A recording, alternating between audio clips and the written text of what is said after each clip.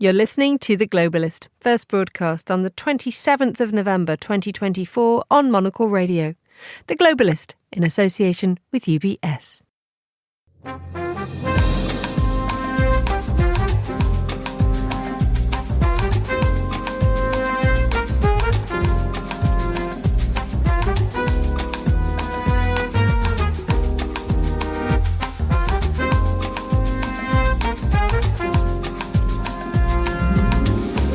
Live from London, this is The Globalist with me, Emma Nelson. A very warm welcome to today's programme. Coming up, a ceasefire is agreed between Israel and Hezbollah. We'll have the latest on the details, the conditions and whether it is holding. Also coming up on today's programme... I'm Fernando Augusto Pacheco and I'll be discussing why Brazil and France are beefing over meat. More about an imminent public apology from the boss of Carrefour South America over supplies a little later. Plus... As two major countries, China and the US should bear in mind the interests of the whole world and inject more certainty given the turbulent times. That's Xi Jinping during his final meeting with Joe Biden at the G20. We'll discuss what's next for US-China relations following Donald Trump's tariffs announcement. We'll hear the latest business news and go through the papers too. That's all coming up on The Globalist, live from London.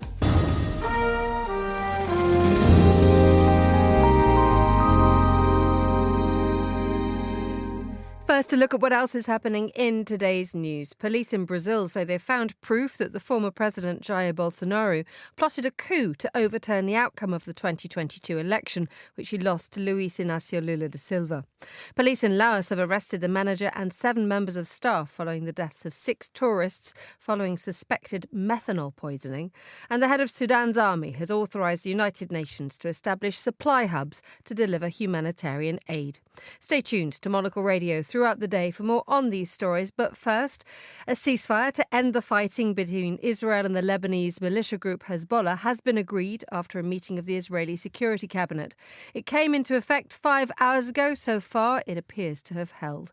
The Prime Minister, Benjamin Netanyahu, has warned that if Hezbollah breaks a 60-day ceasefire, Israel will strike. I'm joined now from Jerusalem by Nimrod Goren, Senior Fellow for Israeli Affairs at the Middle East Institute and the founder of the Israeli foreign policy think tank Mitvim. It joins me once again. Welcome back, Nimrod. Good to have you. Thank you. Good morning, Emma. Just explain to us what's in this deal. It's a very important development. We saw 14 months of fighting along the Israel-Lebanese border, and now finally diplomacy has worked and an agreement, at least a temporary one, has been set in place. We are talking about a 60-day period in which the implementation of the agreement should take place, meaning Hezbollah will find its way away from the Israel-Lebanon border. The Lebanese armed forces will take control of the territory. Israel will withdraw from Lebanon back to the internationally recognized border, and there will be international monitoring and support, whether through UNIFIL forces that are already on the ground, and some committee and joint action by the US and European countries. So everything seems to be set in place. Everybody is welcoming the deal. We'll need to see whether the 60-day period is a successful one. And if so, I think we're heading towards a different reality along the border. Unfortunately, that's not yet happening in Gaza, but at least the Lebanese front seems to be being wrapped up. So are we able to say now that Israel, and this actually could be the end of the war with Lebanon at this point in time? That's what should happen. The American mediation has been deeply invested in this for months. For a long period, the assumption was that it's not possible to reach an end of the war in Lebanon before a ceasefire in Gaza takes place. During the last few months, given the stepped up Israeli strikes against Hezbollah, this linkage between Lebanon and Gaza has been split apart. And now the motivation by the Lebanese leadership, by the Israeli leadership, by the outgoing American president, by the incoming American president, even Iran, everybody seems on board with this plan. Everyone will benefit for it, especially the people that are living both in Lebanon and in Israel and can gradually return back to their homes, back to their normal life. The deal was brokered by the United States and France, and it is being seen as a very rare victory for diplomacy in a region which has been shaken by conflict for intensely for about at least 1, if not 2 years. Just explain to us do we know how it managed to come about? I mean, you said there's been intense negotiations, but what it was that brought two sides to agreement? I think the starting point goes back 2 years ago when the US mediator envoy Amos Hochstein, who actually was the one who brokered this agreement, was brokering back then a maritime border deal between Israel and Lebanon. Attempts to reach has lasted for a decade. Okay, so that was the first instance in which the American mediation actually brought Israelis and Lebanese to agree on an ad hoc arrangement without even recognizing each other, because the states are formally still at a condition of war for decades. So his credibility as a mediator, as a successful one, was being consolidated. Then during since October 7th, and since after Hezbollah joined the war against Israel on October 8th of last year, the American diplomacy was sustained. So the special envoy was going back and forth from Beirut to Jerusalem time and time again, not always successful, but showing the commitment for the mediation. The American president was invested in that.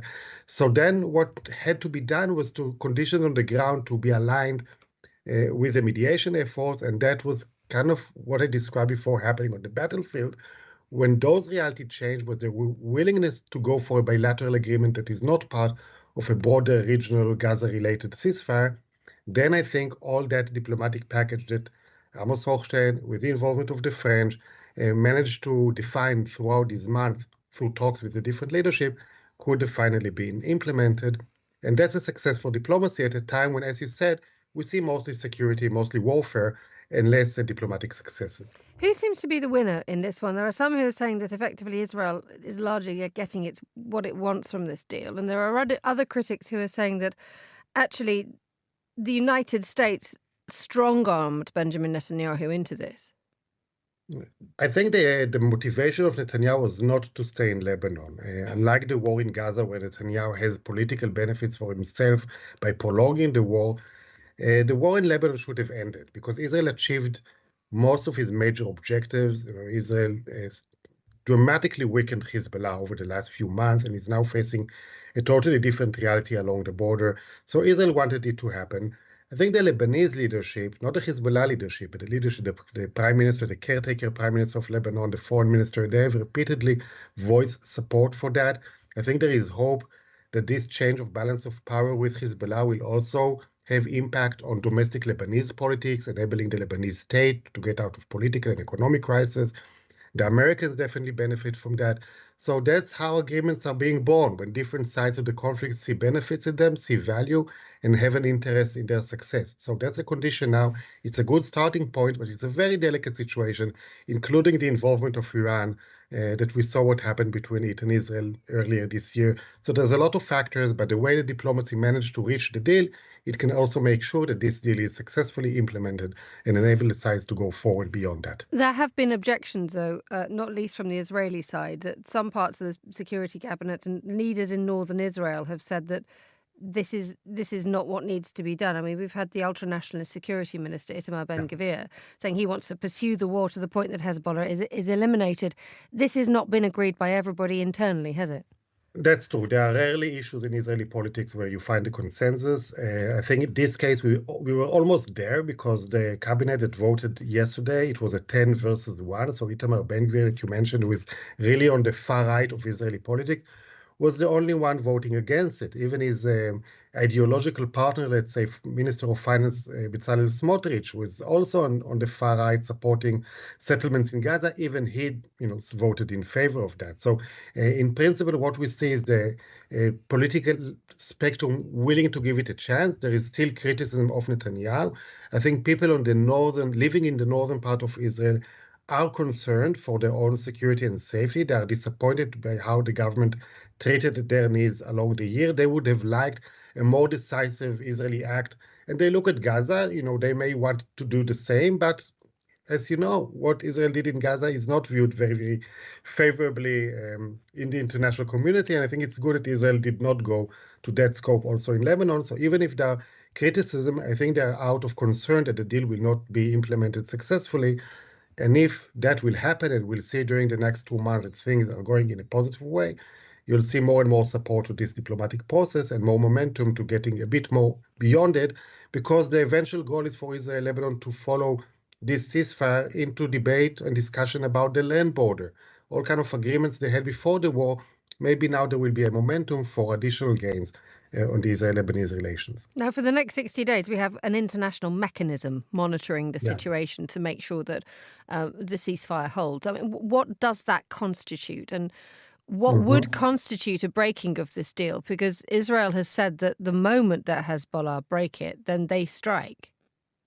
Yes, and that was an important thing for Israel to include either in the deal or in a side letter with the Americans, the sense of freedom of action, retaliation, whenever the deal is broken. Because that's a major concern in Israel, that you sign a deal, everything will be quiet for a while, and then slowly you will have one rocket here, one rocket there, not really significant in the scope that justifies a major military action, and gradually the deal will be eroded. That's what happened in Gaza several times in the past when ceasefire deals were reached with Hamas.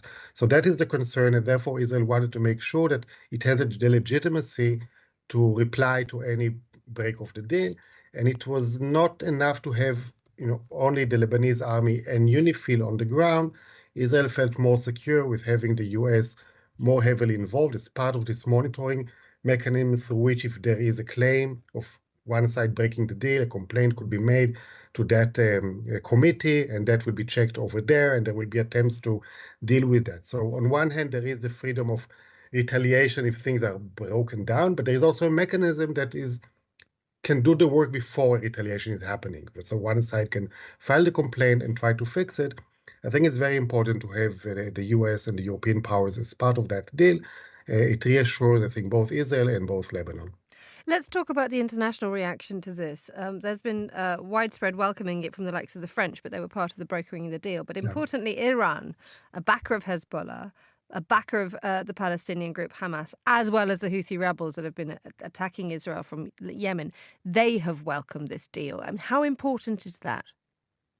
That's very important because much of the international involvement during the war in Gaza and Lebanon throughout the year was done to prevent regional spillover of the war to include the broader Israel-Iran conflict. And we saw both in April and in October Israel and Iran attacking each other directly for the first time. And there was a lot of concern that that could lead to a broader escalation.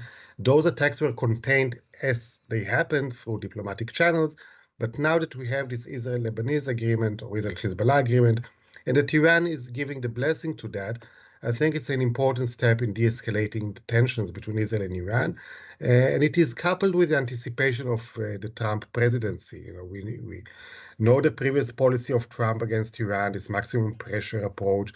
And I think Netanyahu hopes that the new American administration will be more tough on Iran, more close to what Netanyahu would like to see the Americans doing on Iran. So therefore, from the Israeli side, there will be less pressure to act on its own. You can put the responsibility on Washington now that Trump is in office. So Israel is happy to de-escalate with Iran. I think we see that Iran is not looking for military adventures vis-a-vis Israel anymore, at least for now. So the Iranian blessing for the deal is very important. The international support for that beyond the mediators, including from the UN and others, is also meaningful. And I think people are generally eventually happy to see that wars are ending, because we lived in a situation of war now for over a year. People doubted whether it will ever end. And the fact that it ends on Lebanon gives some hope to people that eventually a similar ceasefire could be reached in Gaza as well. Nimmer Goran, thank you so much for joining us on The Globalist.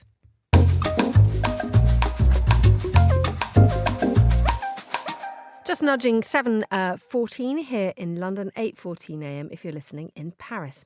Now, the CEO of the South American arm of the French supermarket giant Carrefour has said he intends to say sorry publicly to Brazil's government after it said it would no longer supply South American beef to its French customers. The decision had prompted a diplomatic and commercial nightmare for the supermarket, with Brazilian suppliers then retaliating by refusing to give branches of Carrefour with their local meat. Well, in a moment we'll hear from our Paris bureau chief, but first here's Monocle senior correspondent Fernanda Augusto Pacheco, who explains how important Brazil is to the French supermarket chain. It's Carrefour versus Brazil. First, let's acknowledge that the French supermarket chain is a major player in the country. As the largest supermarket chain in Brazil by far, Carrefour operates over 500 stores nationwide. So when global CEO Alexandre Bompard announced that their French supermarkets would no longer sell meat sourced from the Mercosur region, it didn't sit well with Brazilian farmers. In response, they began boycotting Carrefour's Brazilian branches, a move that could have significant commercial repercussions for the brand. Brazil's agriculture minister, Carlos Fávaro, has backed the farmers, calling the French embargo on Brazilian meat disproportionate. Disproportionate or not, one thing is clear. Given Carrefour's massive presence in Brazil, the company can't afford to alienate the agricultural powerhouse. On Tuesday, Bompard issued a retraction letter addressing his earlier comments about Brazilian meat, while he reaffirmed that Carrefour is France's top supporter of local agriculture and that its French stores source nearly all their meat locally. The damage may already be done. Carrefour's dominance in Brazil is undeniable, but the controversy is bound to strain its position in its second largest market after France. That was our senior correspondent, Fernanda Augusta Pacheco, explaining how important Brazil is to the French supermarket chain. Well, let's hear now from Simon Bouvier, who's Monocle's Paris bureau chief. Good morning, Simon. Good morning, Emma. How are you? Very well, thank you. I'm probably doing slightly better than Carrefour and indeed Alexandre Bompard. I mean, what exactly was it that he said that made the Brazilian meat producers so angry? Well, Emma, the context for this is that there is a push currently underway to announce a new free trade agreement between the Mercosur region, regrouping 5 South American countries, and the European Union. And it's a deal that large majority of European countries would like to go through, including Germany, who are desperate to give their economy a bit of a boost at this time. But the French, as the EU's top agricultural producer, they produce, I think, 18% of the EU's agricultural goods, are opposed because they are concerned that agricultural goods coming from the Mercosur region will kind of come into competition with their own production. And so I think the CEO of Carrefour thought it was an easy PR win for him to say, in support of French agriculture, we are not going to import agricultural products or meat coming from the Mercosur region when, it represents a tiny fraction, as Fernando was saying, of the meat that is actually sold in their French stores. But considering that a quarter of their profits come from their Brazilian stores, I think he kind of put his foot in his mouth there. I mean, it clearly backfired seriously. What does this do for Carrefour's brand internationally? Yeah, I think, again, that they were thinking more about their domestic audience, but it is puzzling because, again, Brazil being the largest market by far for them, I think it just shows that this is a really tense time in France around agricultural questions. There had already been widespread mobilization of farmers last spring over what they saw as insufficient support from the government. And now this push to, allegedly try to announce that a tentative deal has been reached at the upcoming Mercosur summit in Uruguay on the 8th and 9th of December has kind of revived these tensions and has forced the French government and French entrepreneurs to take sides on this. Because it becomes a bigger diplomatic issue, doesn't it? And starts tapping into what we often see as the wider issue of French protectionism. Yes, and in particular, I think the French are not alone, but I think it kind of ties into the protectionist mood at the moment. I think all of those who are pushing for this free trade deal to go through are saying it's an important moment for us to take a stand for open markets in favor of openness at a time when we expect the incoming Trump administration to kind of turbocharge the protectionist mood that has taken hold across the West really recently. And the French can try to act like they are opposed to this deal because the environmental protections that are included in it are not sufficient, and that they're concerned that it has no clauses guaranteeing that the Paris Climate Accord is going to be respected, and so on and so forth, and kind of zoom out to European interests, but everybody knows that they're really protecting their own. Indeed. And now, so moving on, we've the Carrefour CEO, Alexandre Bompard, in in South America has written to Brazil's agriculture minister, and he just said, "We apologise if the domestic French retail ban announced last week created confusion." The agriculture minister from Brazil has said the incident is now closed. He said it was a rash attitude by the global head of Carrefour, but it has been corrected. Do we believe that? Yeah, I mean, certainly Mr. Bompard is going to be hoping that, his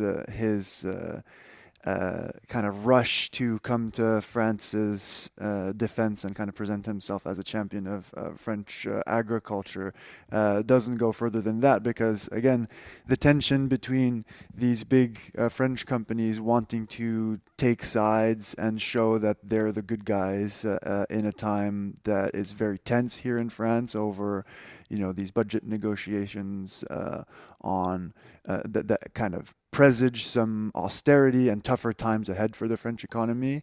They kind of are forgetting that they're part of a global market and that they have customers that are relying on them everywhere in the world. And so I think it's a good lesson for French corporates all around. Simon, finally, it's been a busy week for the Monocle team in Paris. What's on your agenda for what are you keeping your eye out for in the next day or so? Yeah, so we just concluded the Monocle Media Summit in Paris yesterday, where we had a number of media luminaries, including Christine Ockrent and Le Monde CEO Louis Dreyfus, speaking to our audience and our readers. And now moving on from that, I may or may not be planning a little trip to Switzerland for an upcoming issue of the magazine. Can't wait. Thank you, Simon Bouvier, on the line from our Paris bureau. Still to come on today's programme.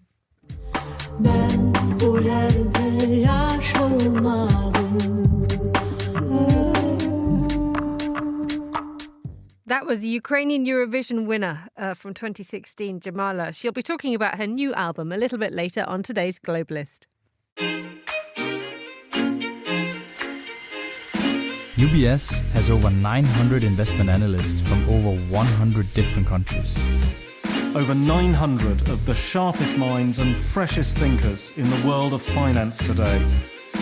To find out how we could help you, contact us at ubs.com.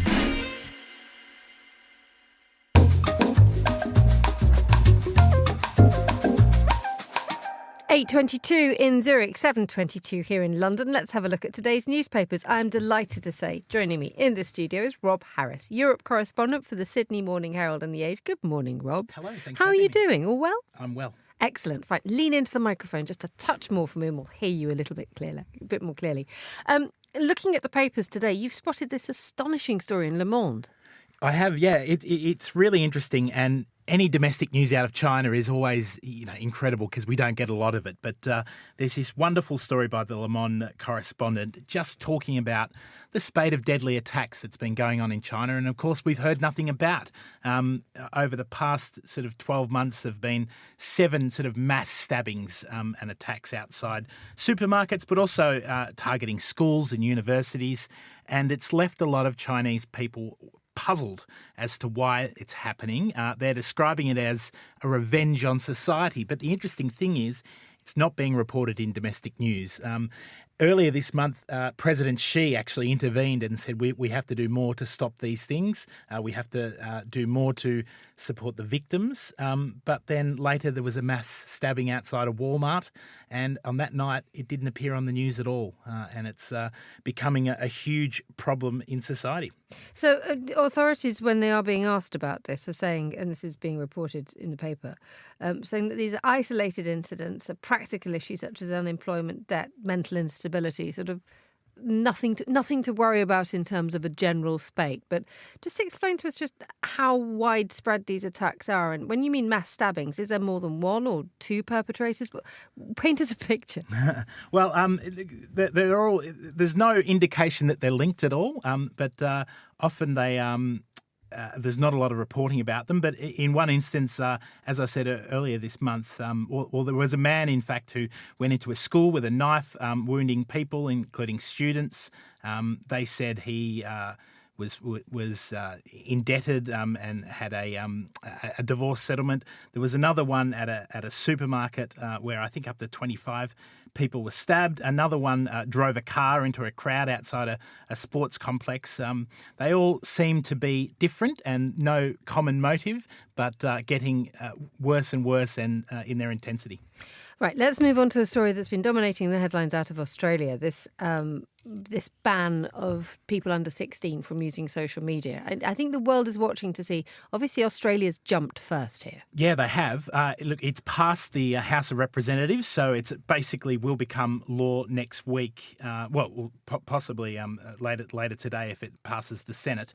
But it hasn't gone without criticism in Australia, although it's passed with the support of two major parties. They see it as a very convenient way to basically win votes. A lot of parents obviously don't like social media companies. But as we've seen with Elon Musk, he has been able to sort of harness a whole lot of people who are pretty frustrated with the world and believe their right to speak and their freedoms are being encroached upon. And I think that there's an element of that here. He's been very critical of the Australian Prime Minister. But I guess the criticisms locally are that it's really taking away a lot of sort of authority from parents to decide what's best. Also, the fact that there are unintended consequences from this, being able to give a child access to social media basically means that everyone will have to show their age in some way, shape, or form. It could, of course, step onto what Europe was thinking about, porn passports and things like this. And there's a whole lot of unintended consequences. Now, LinkedIn. People are saying, well, why isn't LinkedIn involved? And they're like, well, how many under really 16s are like for children, which drooling is an over LinkedIn feeds? Reddit is obviously very powerful. That we don't talk a lot of in mainstream media, but has a whole lot of users. A lot of people are angry about that. And I think really, obviously we know the British government's watching this very closely and has flagged it may do something similar. But I think it's watch this space. What's made Australia be the first one to do this? Well, there was a lot of anger over the past couple of election campaigns about misinformation and disinformation on Facebook, and a lot of them wouldn't take it back. And now both parties were really annoyed about this, so they've clearly tried to target and get back at the social media companies over this. But obviously, publicly, there's been a lot of sort of youth suicides, bullying online, a lot of national sort of issues that have really caught attention.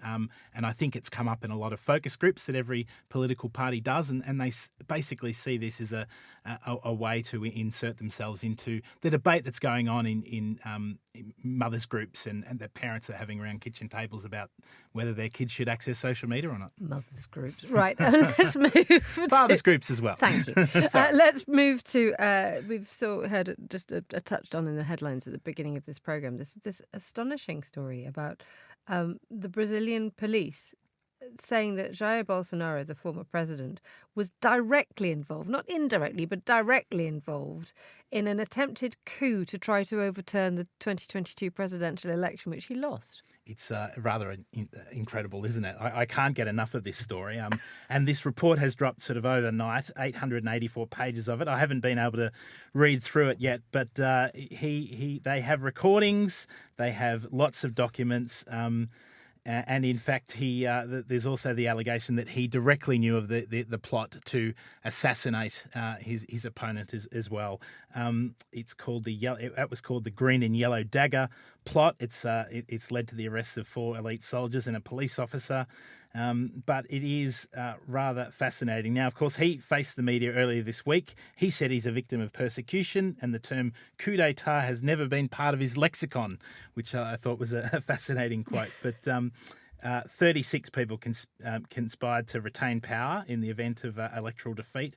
It clearly has a lot of parallels to what went on in Washington. Also, I don't know if you're following in the Philippines, there's also been a lot of debate, a story around an assassination plot there. So what's going on in the world right now is a fascinating place. And the return of Donald Trump, one would imagine, would make these accusations and incidents even more febrile. Correct, yeah. Absolutely. Right. Finally, let's A really sad story about urbanism here.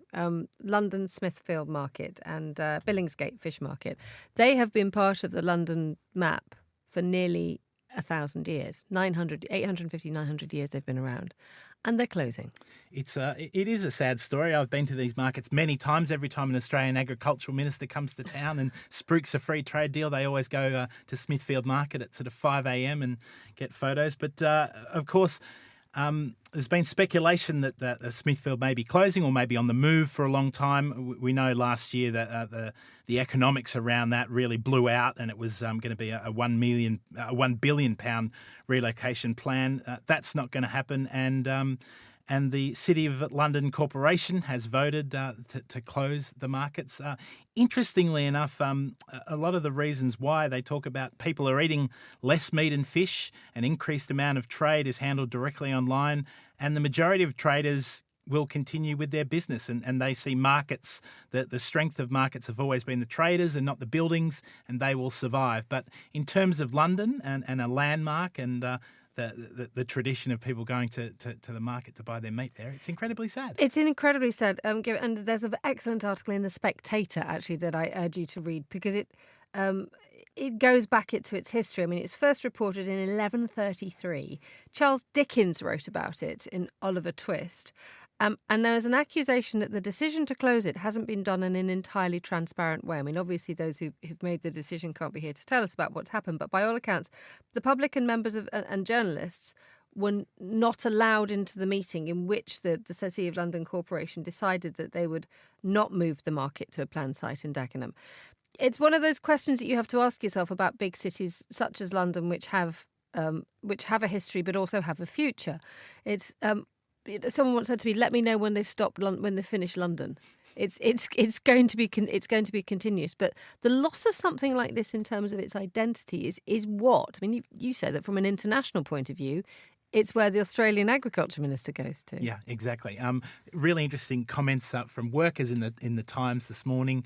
They say, "Oh well, it's been about to close for 30 years. We're not too worried." Again, I guess it's another part in this history, but it would be incredibly sad. Interestingly enough, TikTok is located next door, which is a fascinating sort of juxtaposition of this company that's nearly 1,000, or this building that's 1,000 years old, and next door is TikTok. It might make a play for the premises. Yeah. Rob Harris, thank you so much for joining me in the studio. You're listening to The Globalist with me, Emma Nelson. The time here in London is 7:32 a.m.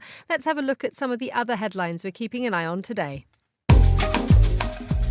Police in Brazil say they've found proof that the former president Jair Bolsonaro plotted a coup to overturn the outcome of the 2022 election, which he lost to Luiz Inácio Lula da Silva.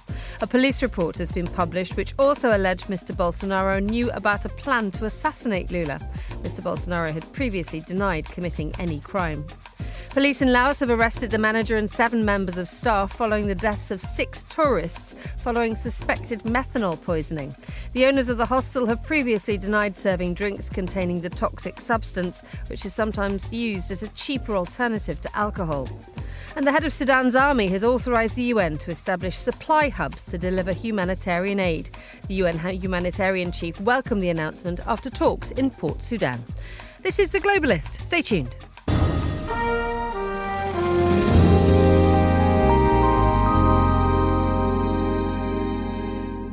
Now, after promising to thump Mexico and Canada with tariffs of 25%, Donald Trump has now pledged to make good on his threat to impose 60% tariffs on imports from China. Trump argued that the tariffs will not only bring more production back to the US, but will also coerce the likes of Mexico and China, in particular, to crack down on migrants heading for the US-Mexico border and for the Chinese on illicit fentanyl producers, dealers and smugglers. On the last couple of hours, China's state media has warned the US president-elect that placing additional tariffs on Chinese goods could drag the world's top 2 economies into a mutually destructive tariff war.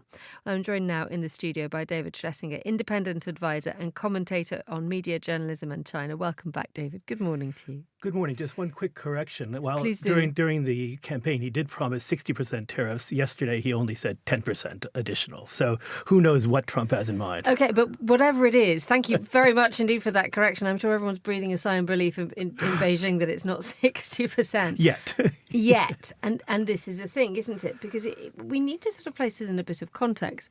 The scale of trade between the US and China, regardless of the elevation of any tariffs, will really be hit by any change, won't they?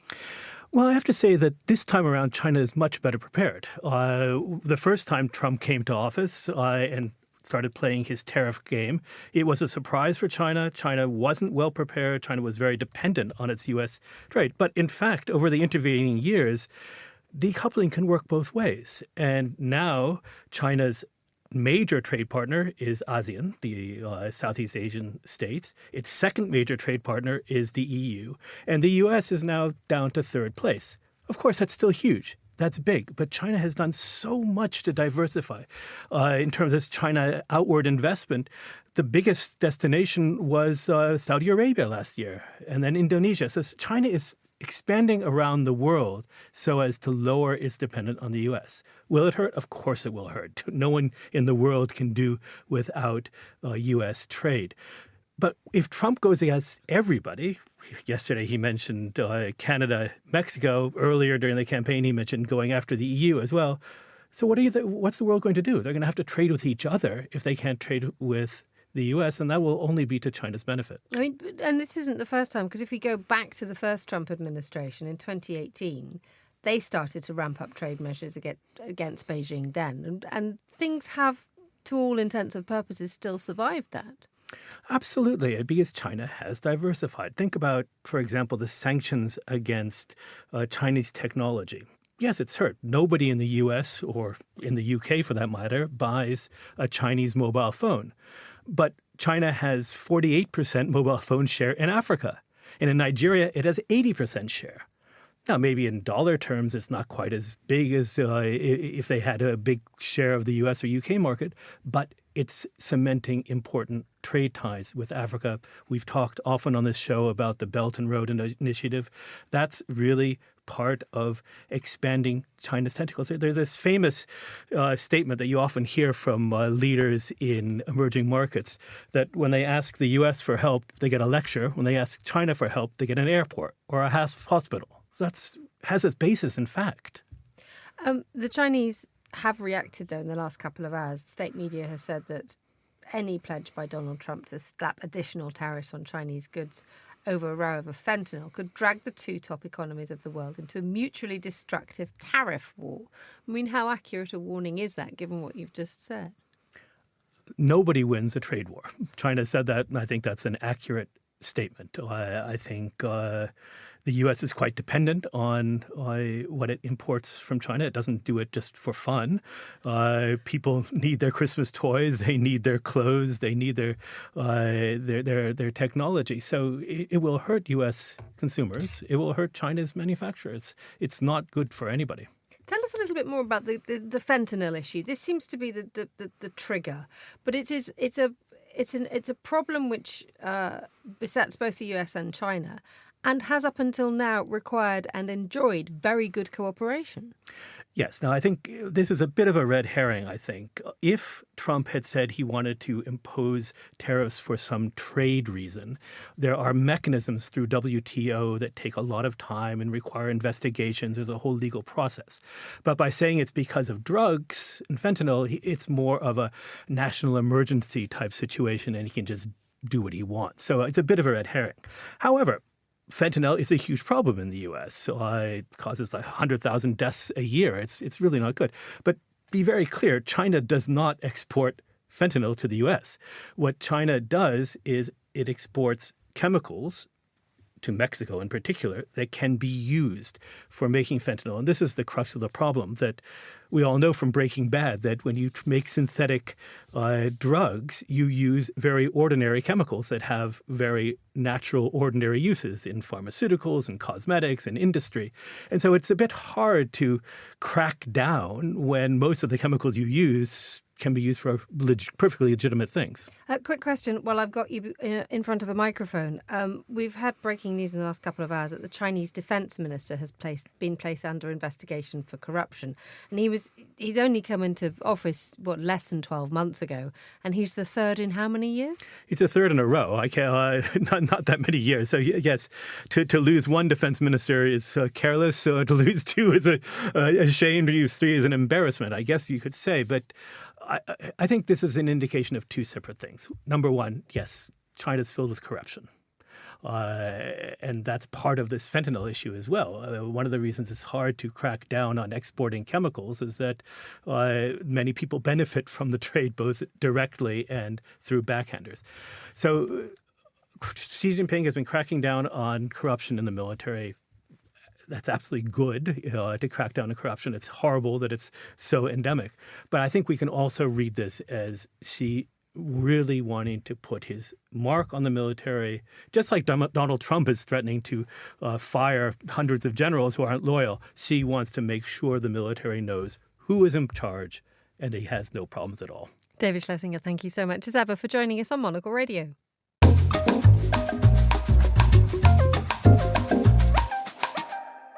The ongoing delicate dance between the EU and Switzerland. The Swiss foreign minister will meet the European Commission vice president today to discuss relations between the two nations. To tell us more, I'm joined now from Zurich by Fabian Kinzelmann, his international correspondent at Handelszeitung. A very good morning to you, Fabian. Good morning to you. Just explain, so what are they talking about today? So they are still hoping to update their relationship. And what are they talking about aside from immigration, as like open questions regarding the free movement of persons, the electricity agreement, and Switzerland's cohesion contribution. So just explain a little bit more for us the sort of the relationship between the European Union and Switzerland.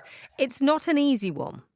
Oh, it's not an easy one. No. So if you're asking where we are in the negotiations, so I met Šefčovič in fall 2023. He is responsible from the EU Commission side for the negotiations. And he said, like, after 10 years, we no longer want to work towards failure. So it's like for 10 years now, they are trying to get this deal done. And they are hoping to negotiate a broad package to modernize and deepen their relationship. The goal itself is a fair competition, protection of EU citizen rights in Switzerland, and preventing discriminations. And explain a little bit more about what could be done in the next few weeks. I think the Swiss president has said that she wants a deal with Brussels by the end of the year. I mean, that's 5 weeks to get things done. What would be the sort of crux of this deal? So the thing is, so now after the 10 years of negotiations, etc., and no one wants this deal to fail, the European Union is now willing to compromise regarding, for example, on the free movement of persons. It's now willing to compromise because of the political atmosphere in Switzerland. As a trade-off, Switzerland could waive higher study fees for foreign students. And when it comes to the electricity agreement, for example, what they are going to talk about definitely today, Switzerland is planning to adapt the European Union's electricity market design and to open its electricity market completely. But there are open questions on subsidies, for example, and existing long-term contracts with French nuclear power operators. And then there's also talks about Switzerland cohesion contributions.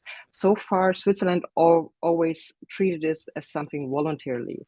Now it's supposed to be much closer to Norway's contribution, which is also 3 times more than what Switzerland pays right now, and could be a total of 300 to 400 million euro per year Switzerland would pay to Brussels.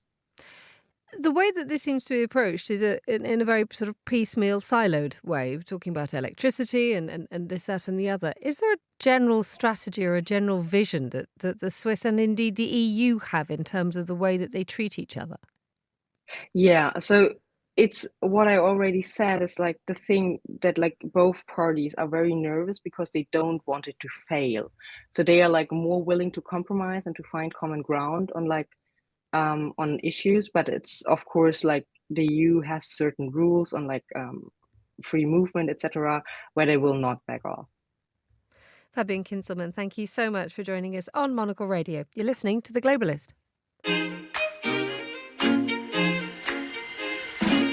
UBS is a global financial services firm with over 150 years of heritage.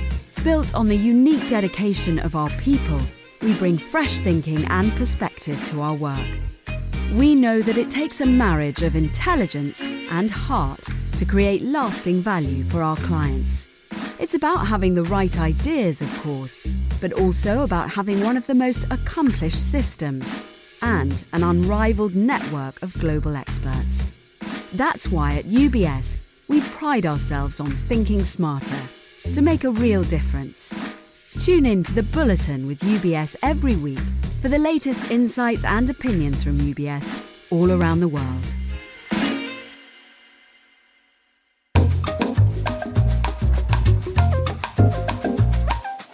"7:45 here in London. Let's talk business now with Isabel Hamilton, senior reporter at the Daily Upside. Good morning, Isabel. Good morning. Tell us about OpenAI and SoftBank. Yes, so OpenAI is getting a fresh cash injection from SoftBank. SoftBank is this huge sort of investing force in the tech world, and it's going to give OpenAI a new $1.5 billion investment, which OpenAI is going to use to fund a tender offer for its employees so the employees can sell shares. And that means that SoftBank will own a bigger chunk of OpenAI than it did before. And this is interesting because we've seen lots of reports recently about AI companies, including OpenAI, hitting a bit of a technological wall with their products. They're finding it hard to keep improving them at the rate they want to. But there's still lots of investor appetite. And, big companies like SoftBank are still willing to throw absolutely billions at these startups. It's an interesting balance, isn't it? Because as you say, there's significant trepidation now in the market when it comes to investing in AI startups, but also SoftBank has had its own problems as well. So is it a sort of a mutual recovery program? Certainly, Masayoshi Son, who's the head of SoftBank, has pinned a lot of recovery hopes on investing in AI. So maybe there's a little bit of helping each other through, but it's not just SoftBank.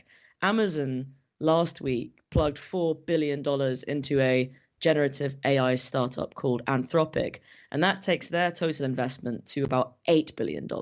So there's still lots of appetite from lots of different investors for this. And it's happening absolutely all over the world, isn't it? Because we have Elon Musk who's closing funding rounds for his AI startup. I think it's XAI, isn't it? And we're seeing things happening all over the world, aren't we? Yes, and I saw a report the other day that Mistral, which is a French generative AI startup, is starting to expand in Silicon Valley. So there's still lots of, growth in this industry. Let's move now to oil producers warning Donald Trump that tariffs on Canada, that we've just been hearing about the proposed tariffs on China, but when it comes to the Canadian tariffs, that they will really push up US petrol prices. Yes. So the problem here is to do with crude oil. And I think about 40% of the US's crude oil is imported. And of that 40%, 60% of that comes from Canada. Now, Trump has said he's going to place a 25% tariff on Canada and on Mexico. I think Mexico accounts for about 10% of the crude imports. And Canada is saying, well, if you do this, then it's going to push up the price of gas. And in America, petrol prices, they're a really important sort of cultural metric for consumers as to how the economy is doing, because they drive past the gas station, they can see the numbers going up. So this is really, a bit of a risk factor. I mean, we've seen, I think in the last 24 hours, Goldman Sachs has warned that Donald Trump's proposed tariffs on Mexico, on China, on Canada could push US inflation up by 1%. I mean, how are people trying to sort of brace themselves for anything like this? Well, I suppose if you're talking about companies, then they're just going to start pricing them in, which is exactly the problem, I suppose. I don't know that the average American consumer has any way to brace themselves or is, kind of preparing for January. But yeah, I mean, it doesn't look like anything else can happen at this stage. Tariffs just do drive up inflation. And the fact that people have been focusing on the US petrol prices is a suggestion, isn't it, that actually this is something that Americans will feel, because the way you feel about the cost of filling your car is an enormous driver in how you feel about the economy in general. Absolutely. Culturally, it's incredibly important. I mean, to everyone really, but especially in America where, your car is such a vital part of how you get around. Finally, we talked about this a little bit earlier on in the paper review when we were talking about the Australian Parliament pushing through a ban on people under 16 from using social media. Rob Harris and I mentioned the fact that LinkedIn is not part of this ban. I don't know that we know it's not part of this ban. They've certainly submitted their sort of reasoning to Australia as to why they shouldn't be included in this ban. And their reasoning is quite funny, really. They're saying that the content that's on LinkedIn is just not really that interesting for teenagers to be there, which, I mean, it does kind of get into the heart of a really big problem with trying to legislate for a social media ban. It's what do you include? Social media goes way beyond TikTok and Instagram. By every sort of structural metric, LinkedIn absolutely is social media. It's got its users posting content, it's got private messaging, and yet it's arguing, yeah, but not really. They want to say that they're a sort of different category. And that's going to be the case for lots and lots of companies. And how they strategize and how they sort of plan their identity is obviously going to follow suit as well, because LinkedIn has joked that it is too boring for a social media ban.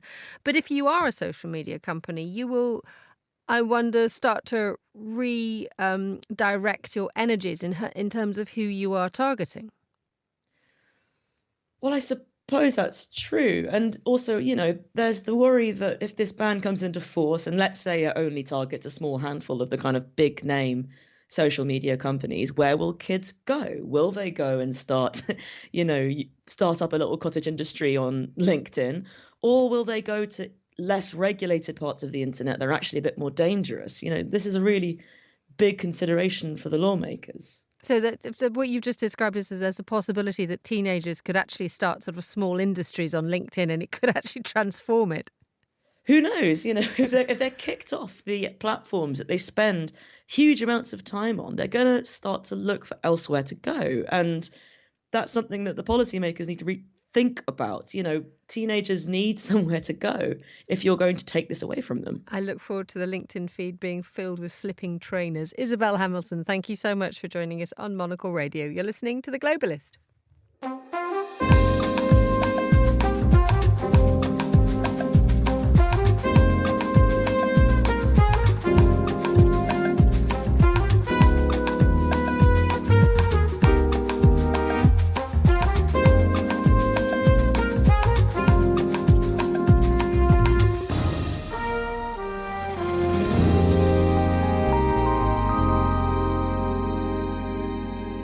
The Ukrainian singer Jamala has released a new album of Crimean Tatar music. It's called Kirim, and she's done it with the Ukrainian National Orchestra and an ensemble of folk musicians. Well, we all will remember that in 2016 she rose to international fame when she won the Eurovision Song Contest with her song called 1944 about the ethnic cleansing of the Crimean Tatars that year. She spoke to Monocle Radio a little bit earlier about the importance of her new release.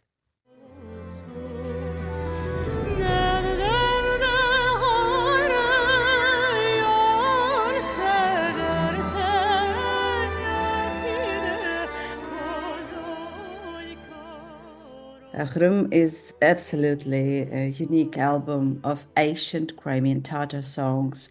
More than 80 musicians joined the work on this album. The album restores the memory of an entire nation through the melodies, lyrics, and voices. Like a puzzle, the album's 14 unique old songs collect the Crimean Peninsula and represents its different regions. Critics actually have already called Kırım a cultural and civic manifesto. When listening to it, you find yourself dancing and crying at the same time. For me, it's an immersive journey through the world of Crimean Tatar culture. The first presentation of the album was 5th of May 2023 with the National Symphony Orchestra of Ukraine on the stage of the National Opera in Kyiv. After that, the world premiere took place in Liverpool, and together the BBC Philharmonic Orchestra. It was something unbelievable on the stage in that moment in Liverpool during the Eurovision in Liverpool. And now I'm incredibly proud of this album, and tremendous work has been done for Khrym, and I have also become a researcher, and I have been harboring the idea of the album for years. When I had collected all the songs, I immersed myself in the translation of each word and made an amazing discovery. Almost every story diary I translated, almost every song has a phrase that somehow stands for loyalty and dignity. This means that through songs we can also learn about the mentality and character of the Crimean Tatar people. This album is an opportunity for listeners to learn about the history of Crimea. It's a beautiful way to know about all Crimea, about Crimean Tatars, about temperament, drama and romance during these songs.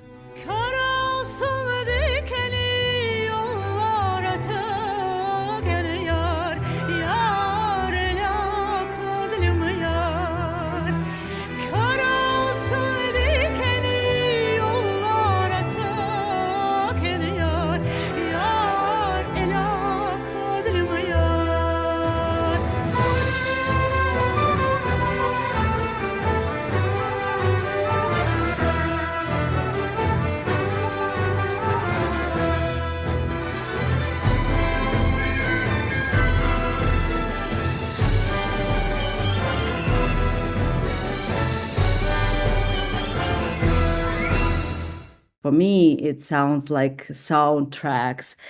Actually, it's been in a lot of musical charts and European charts. I mean, kind of this music. It's mix of folk, classical, and even I can say it sounds modern for me because it's really the new harmony, modern harmony, new way to record this album, because it's no matter what, it sounds so authentically. It's really inside of this music you will even have illusion on some electronical sound, but as I said, it's all musical instruments were recorded very classical, very traditional way, without any sound production or without any sound design. Only in intro you can hear the sirens, and in the song Alim, the first song in this album, you can listen the market. Old market, the noise of old market, two little pieces which include sound design. Other songs are pure pure beauty.